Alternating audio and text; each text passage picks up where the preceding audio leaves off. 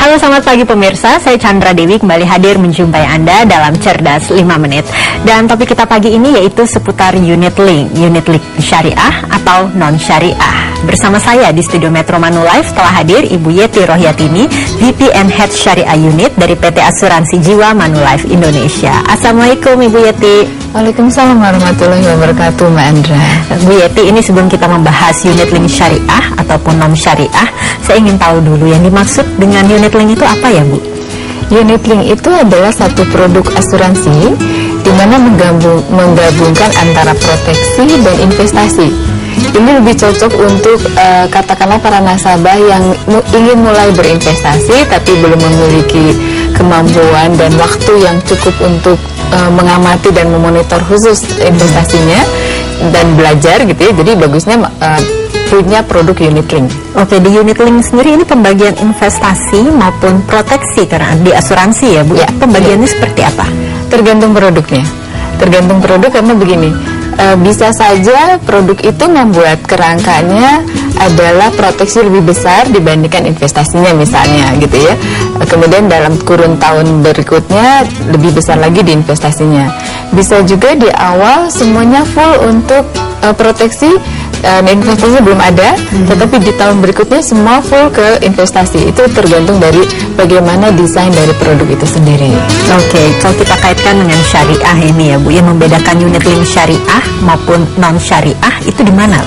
Perbedaannya adalah di dalam instrumen yang kita pilih, akad yang kita gunakan, dan pengelolaan risikonya yang berbeda. Pengelolaan risikonya yang syariah tentu saja bukan transfer of risk tetapi risk sharing. Jadi berbagi dengan para pemegang polis untuk menanggung risikonya.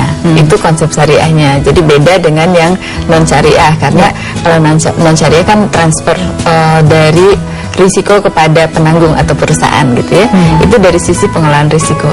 Kemudian dari sisi akadnya, kalau di yang produk syariah mau nggak mau ada akad tertentu yang digunakan. Contohnya misalnya karena niat awalnya adalah tolong menolong, ada akad tabaruk gitu ya. Kemudian karena kita menyerahkan kepada pemegang atau kepada perusahaan untuk tolong mengelola bisnis ini dari pemegang polis, maka kita gunakan yang namanya akad wakalah gitu, mewakilkan gitu ya. Kemudian investasi yang ketiga, investasinya itu tentu saja instrumennya semua yang comply dengan syariah. Jadi nggak bisa kita mengelola asuransi syariah, unit link syariah, tetapi pilihan investasinya ada yang tidak comply dengan syariah, nah itu nggak boleh. Oke, kalau saya sudah paling tidak memiliki beberapa pilihan ini ya, unit link syariah maupun non syariah. Sebaiknya yang saya pilih yang mana ini Bu ya? Yang sesuai dengan kebutuhannya Mandra, itu yang terbaik. Karena kenapa? Tentu saja setiap orang kebutuhannya berbeda gitu ya. Ada yang membutuhkan satu produk unit link karena dia ingin lebih banyak investasinya misalnya. Tetapi karena dia katakanlah bukan Islam gitu ya, bukan Muslim, dia bisa saja memilih yang unit link yang non syariah.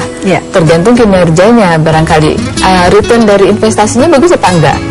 Benefit dari produk itu sesuai nggak dengan kebutuhannya dia gitu ya, performance dari asuransi penyelenggaranya bagus apa enggak gitu.